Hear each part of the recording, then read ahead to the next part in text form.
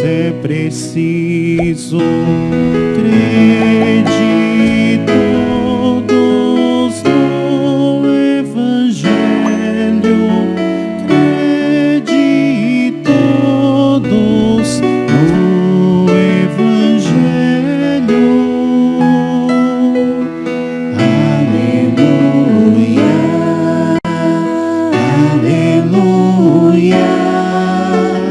aleluia.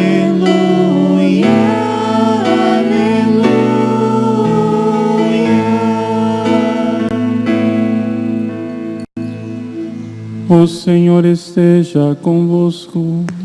Ele está no meio de nós. Proclamação do Evangelho de Jesus Cristo segundo Marcos. Glória a vós, Senhor.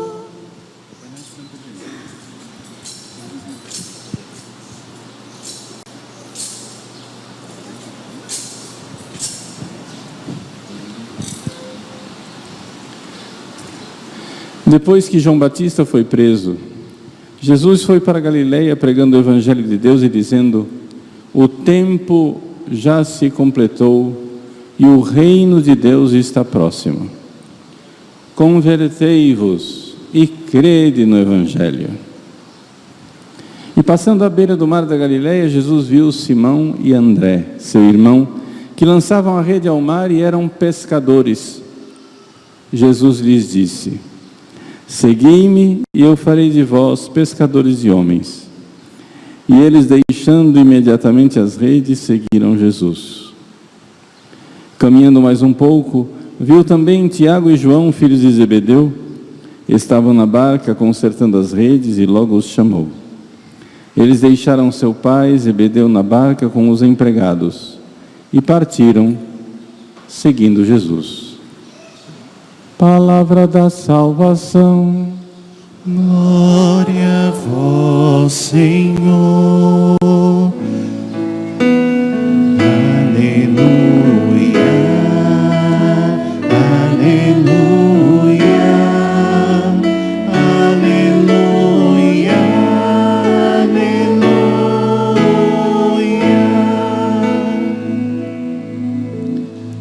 Meus queridos irmãos e irmãs, o Evangelho de hoje é um pequeno resumo de São Marcos a respeito do início da pregação de Jesus.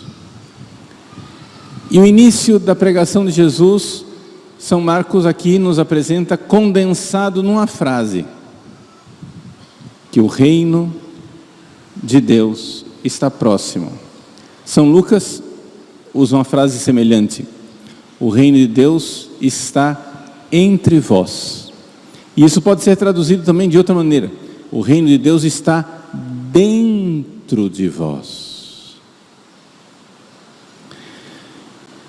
Só que para a gente notar que o reino de Deus, que é Jesus, o reino de Deus não é uma coisa, é uma pessoa, né?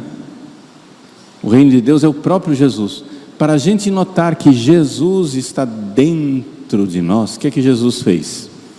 Ele, sendo Deus, se fez homem e veio aqui, pregou o Evangelho. E pregou o Evangelho querendo que nós prestemos atenção para o fato de que Ele, que está aqui fora pregando o Evangelho, está aí dentro de você também falando. É assim que acontece a conversão.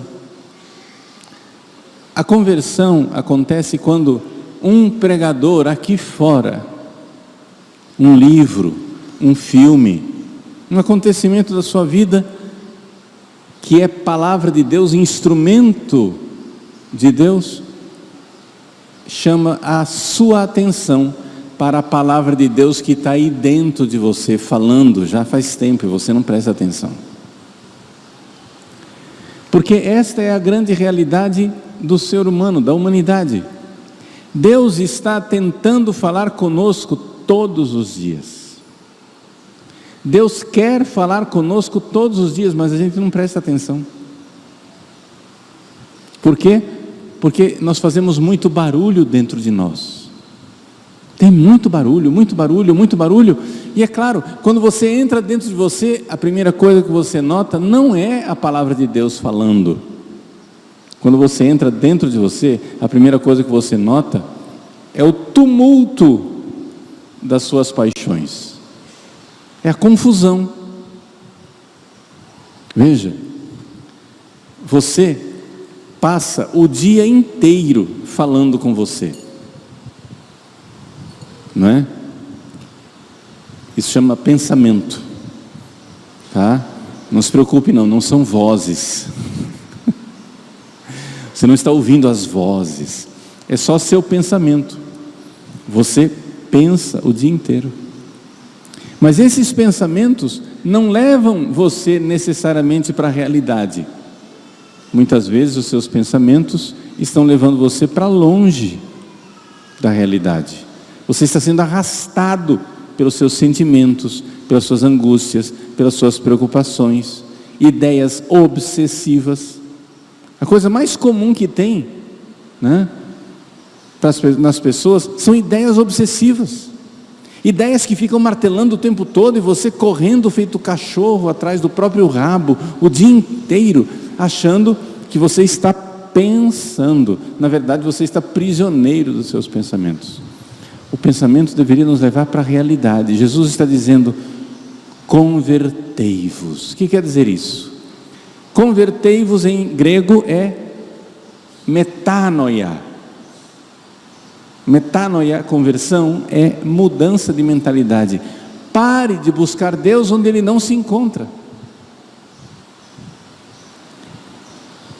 A humanidade está buscando a felicidade, mas no lugar errado. Pare de procurar Deus onde Ele não se encontra. E para a gente encontrar Deus que fala dentro de nós, Jesus então quer que nós tenhamos apóstolos missionários. Por isso Jesus vai passando na beira do lago, chama Pedro e André, Tiago e João, para serem pescadores de homens, que quer dizer o seguinte: o que é pescar um ser humano? É tirar o ser humano desse pensamento constante que ele tem voltado para si mesmo, voltado para as criaturas, voltado para o mundo, voltado para o pecado, voltado para o demônio, e fazer ouvir Deus que está aí dentro de você. Deus não está distante, Deus está dentro de você. Deus não está do lado do mar para que você diga: quem vai buscar para mim? Deus não está na altura das montanhas para que você diga: eu não alcanço. Deus está aí, mesmo que você esteja em pecado. Quem está em pecado mortal não está sem Deus. Quem está em pecado mortal está de costas para Deus, que está bem perto. Deus está dentro de você, chamando você, querendo que você se reconcilie com Ele. Deus é seu amigo, você que está tratando Ele como inimigo, você que está fugindo de Deus e fugindo de você mesmo para as lonjuras do pecado, para as lonjuras da dispersão. Então, nós precisamos, meus irmãos, evangelizar, e foi isso que a igreja fez desde o início. A igreja saiu e foi pregar o evangelho. Ide por todo mundo pregar o evangelho. Os pregadores de Deus foram pescadores de homens. Vamos converter as pessoas. Como que aconteceu a história da igreja lá no início? Não foi um sucesso de marketing, no sentido de que a igreja cresceu em proporção geométrica. Eram 2 cristãos, depois 4, depois 8, depois 16, depois 32, depois 64, depois... Vejam, isso daí não aconteceu. A igreja no início, ela cresceu lentamente. Foi um crescimento orgânico. Isso nós sabemos com muita certeza através de historiadores, sociólogos que estudaram o início do cristianismo. Um famoso sociólogo chamado Rodney Stark, que não é cristão, infelizmente, né? Ele diz: eu acho o cristianismo muito bonito, mas não consigo crer. Mas ele investigou o cristianismo no início e chegou à conclusão de que o cristianismo não teve um crescimento explosivo. Foi orgânico, lento, porém consistente. Então nós temos que entender como é que se dá a verdadeira evangelização. A verdadeira evangelização não é uma explosão demográfica assim, de repente.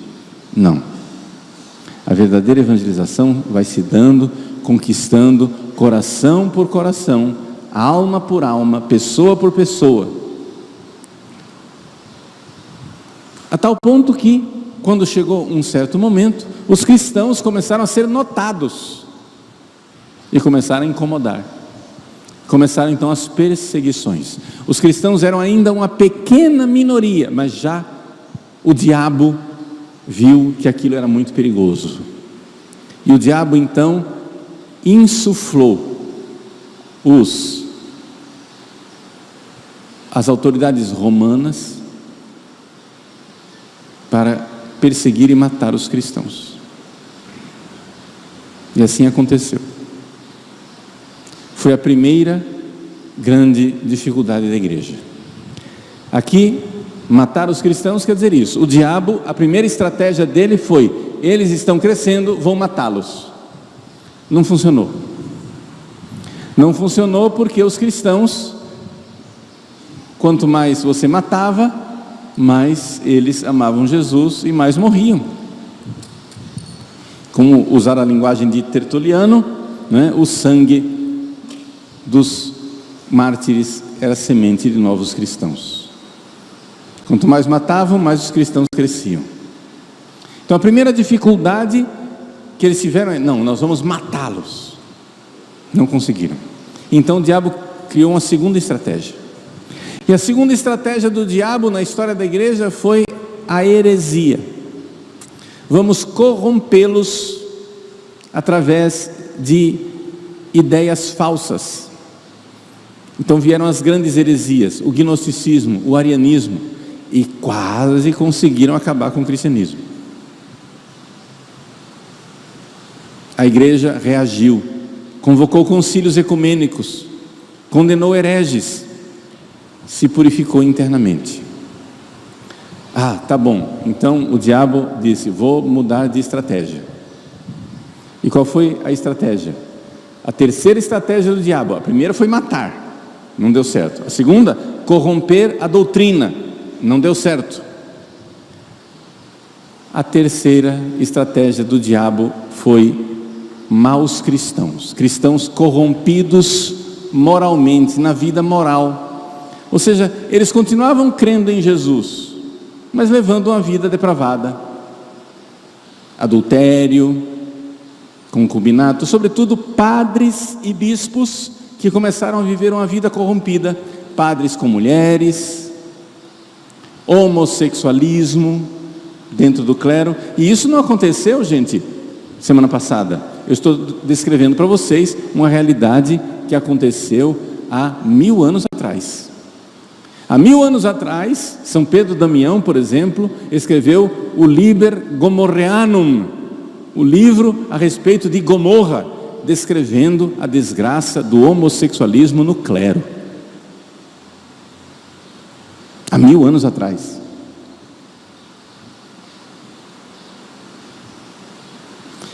Então, a terceira estratégia do diabo foi corromper moralmente os cristãos, de tal forma que os cristãos tinham a fé reta, mas não tinham o comportamento reto, não tinham moral. O diabo viu que isso também não funcionou, e então veio a estratégia mais terrível que nós estamos enfrentando até hoje. A estratégia de mundanizar os cristãos. Essa estratégia ela começou principalmente há 300 anos atrás, com mais ou menos na época da Revolução Francesa. E hoje ela vai se aperfeiçoando cada vez mais com nuances e requintes mais maravilhosos. Por quê? Porque, se não foi o diabo, foram os secretários dele. Eles descobriram que uma das grandes tendências dos cristãos é a compaixão.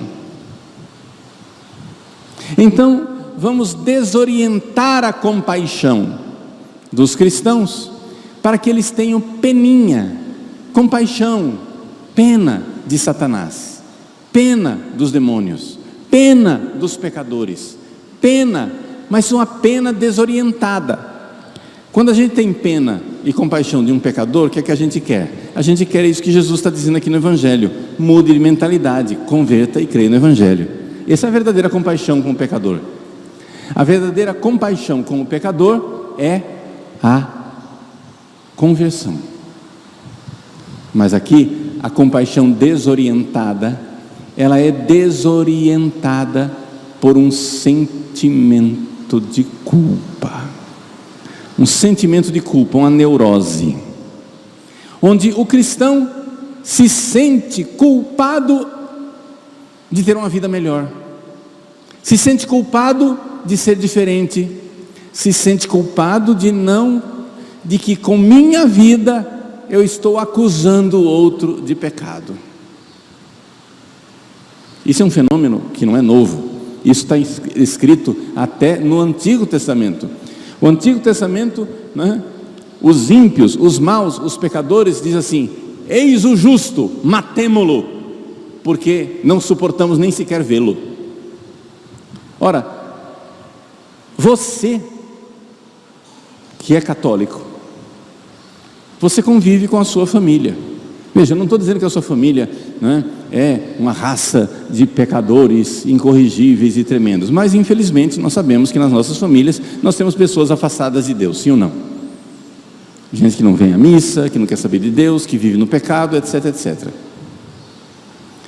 Aí você vai ingenuamente, tira o seu tercinho, quieto no seu lugar, lá no sofá da sala, começa a rezar o terço. Antes você tivesse puxado uma arma, antes você tivesse xingado as pessoas, antes você tivesse feito alguma coisa de muito grave, as pessoas reagem olhando para você e dizendo: você acha que você é melhor do que nós? Lá vem o santo, lá vem a santa. A sua vida começa a ser uma acusação contra os outros. E o cristão compassivo e bondoso diz: nossa, é verdade, eu estou incomodando essa pessoa. Nossa, como é que eu faço?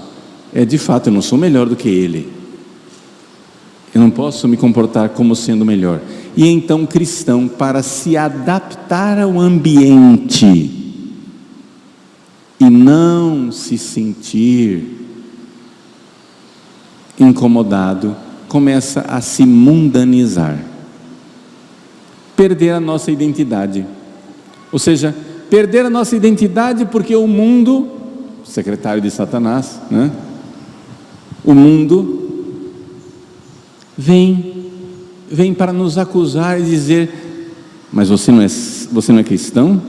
Você não é humilde? Como que você quer julgar os outros? Como que você quer condenar os outros? Como que você acha que você pode condenar alguém? Mas nós cristãos não estamos condenando ninguém. Quem julga é Deus. Ele é que é o juiz dos vivos e dos mortos. O que acontece, porém, é que a própria consciência do pecador fica julgando ele. Você que reza, lembra a ele que ele não reza. Você que é casto, lembra a ele que ele não é casto.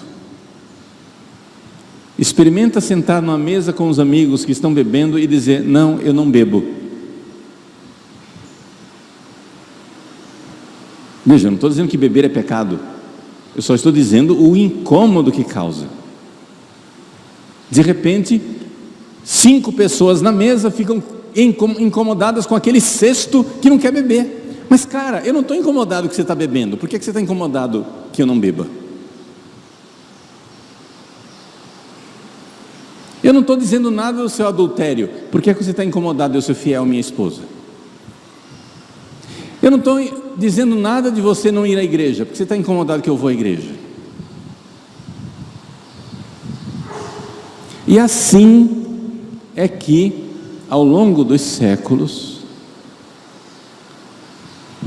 por essa falsa compaixão, cristãos vão cedendo e perdendo a sua identidade. Isso está destruindo a nossa identidade cristã. Nosso Senhor Jesus Cristo nos fez pescadores de homens. O que é um pescador de homem? Quer dizer o seguinte: você separa, tem um cardume de peixe e você vai separando, tira esse, põe para cá, tira, você vai. O processo de evangelização é um processo de separação das pessoas do mundo. As pessoas têm que mudar de mentalidade e ficar diferentes. Os cristãos precisam saber, os católicos precisam saber: eu sou católico, eu sou diferente. Quando o seu filho chega em casa e diz: papai, mamãe, todo mundo na escola faz assim, por que é que a gente não faz? Você diz: porque nós somos cristãos, nós somos católicos, nós cremos em Jesus. Ah, mas eles são católicos também. Mas é que eles não vivem.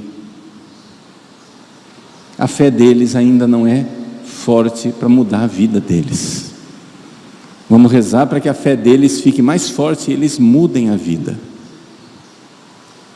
Eles queiram mudar de vida. E essa é a realidade, esse é o projeto da igreja.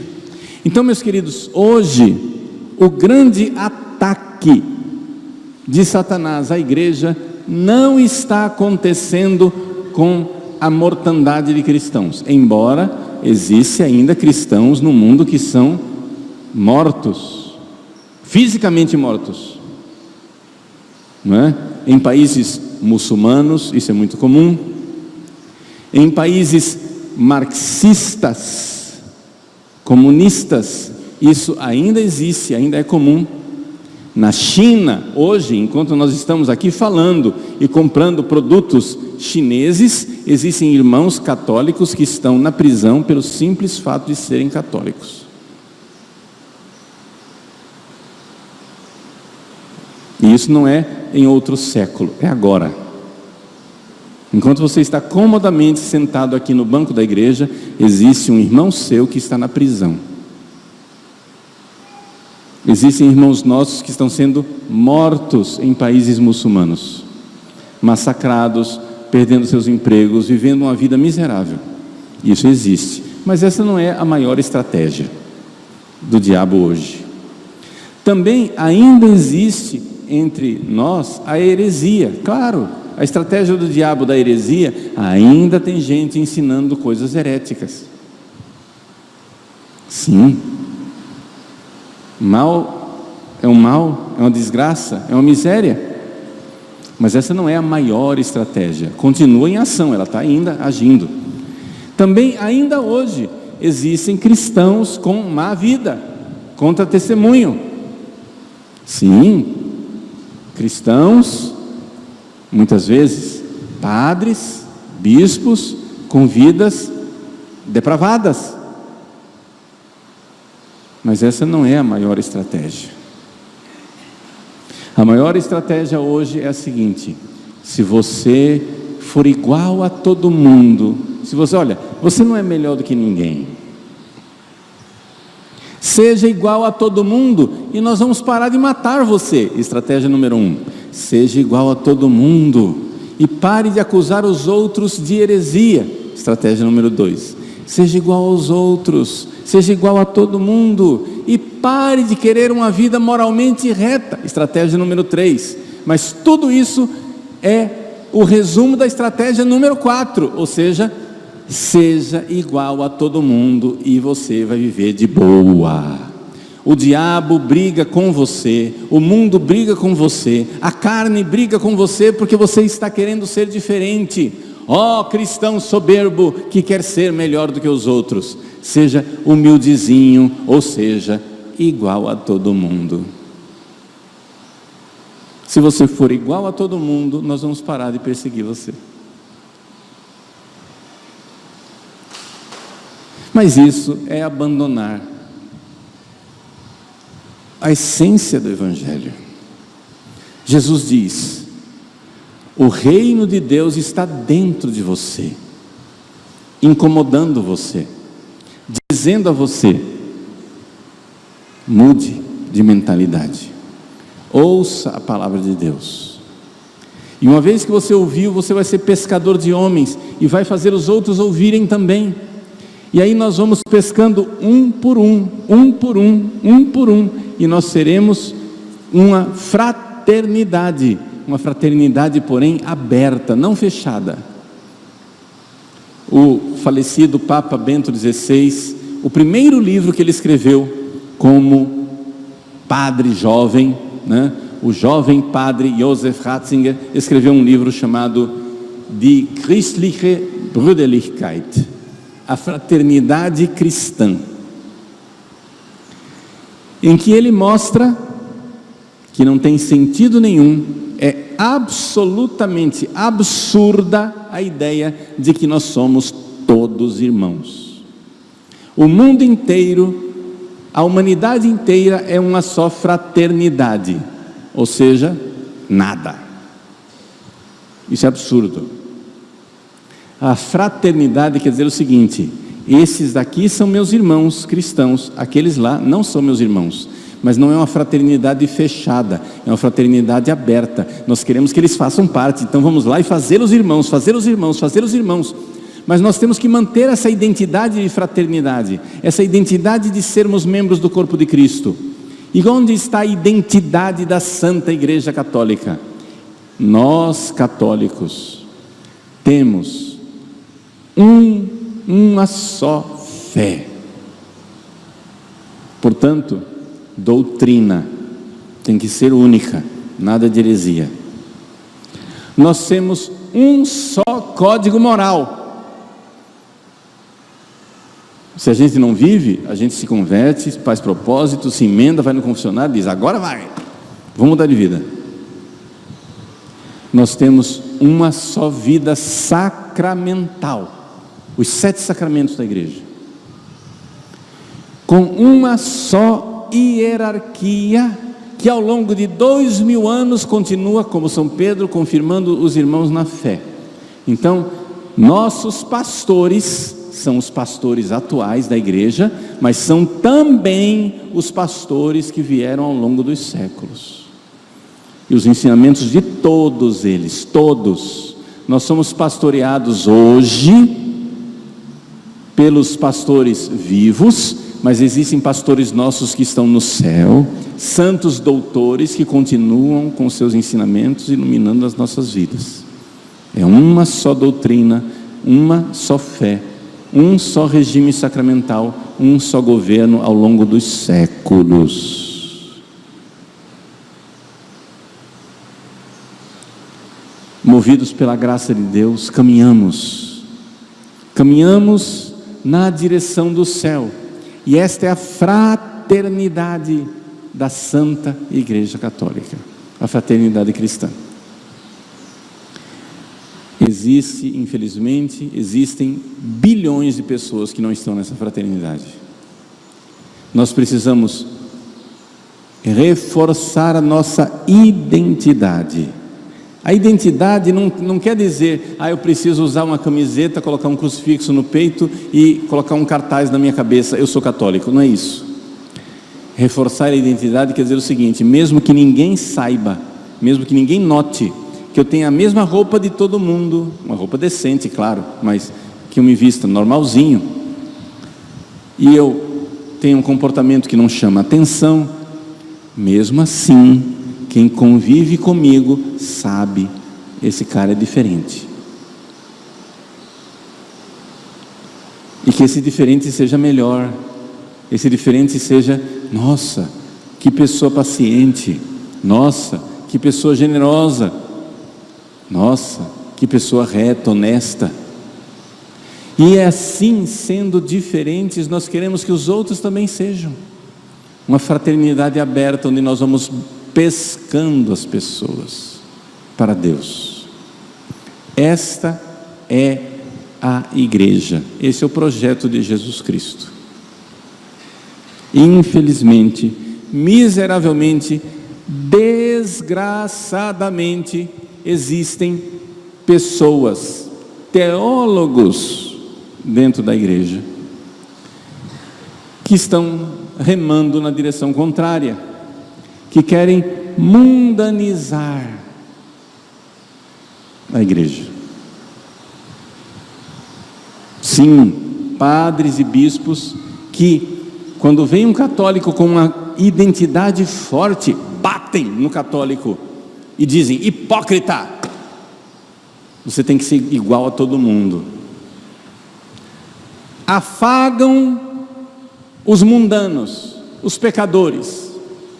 Vamos afagar os comunistas, os abortistas, as feministas revolucionárias. Vamos fazer paz com o mundo e fazer guerra dentro da igreja, e bater no católico, bater no católico, bater no católico, para que ele fique mundano. E essa miserável estratégia, ela está acontecendo. E essa é a grande tragédia que a igreja vive hoje, onde pastores usam cajado não para puxar a ovelha e trazê-la para o rebanho, usam o cajado não para bater no lobo e dizer: deixa minha ovelha em paz, mas usa o cajado para enxotar a ovelha, para que ela vá para o mundo e se perca. Seja mundano, seja mundano, seja mundano, seja igual a todo mundo. Para de ser hipócrita, para de achar que você é melhor do que os outros. Tenha compaixão, aceita tudo, aceita o mundano, aceita o mundo moderno. E com a palavra moderno, né, está tudo resolvido. Porque afinal, você é um cristãozinho medieval bitolado, mas você tem que ser moderno, você tem que ser igual a todo mundo. Meus irmãos, eu estou descrevendo isso, e estou colocando a estratégia do diabo, porque você sabe, você já está reconhecendo e vendo que o que eu estou dizendo e descrevendo é muito real. Eu só estou dando nome aos bois. Eu só estou elaborando com clareza aquilo que todos nós enfrentamos no dia a dia. Eu enfrento isso como padre, você enfrenta isso como leigo, alguns bispos enfrentam isso como bispos, onde uma pressão mundana dentro da igreja quer transformar a igreja em mundo, a mundanização da igreja. E essa parece ser a última estratégia de Satanás. Se não é a derradeira, não sei, porque eu não tenho os capítulos, né, da história, mas é a última no sentido de que é a que nós estamos vivendo agora. Então, com muita alegria, saibamos, nós temos uma só fé, um só batismo, regime sacramental, uma só hierarquia que ao longo dos séculos governa a única e santa igreja de Cristo. Nós somos uma fraternidade. Não, o mundo inteiro não é nosso irmão, mas nós queremos que sejam. Vamos ser pescadores de homens e trazer mais gente para dentro deste rebanho, para dentro desta fraternidade, para que todos possamos verdadeiramente dizer: o reino de Deus está dentro de nós.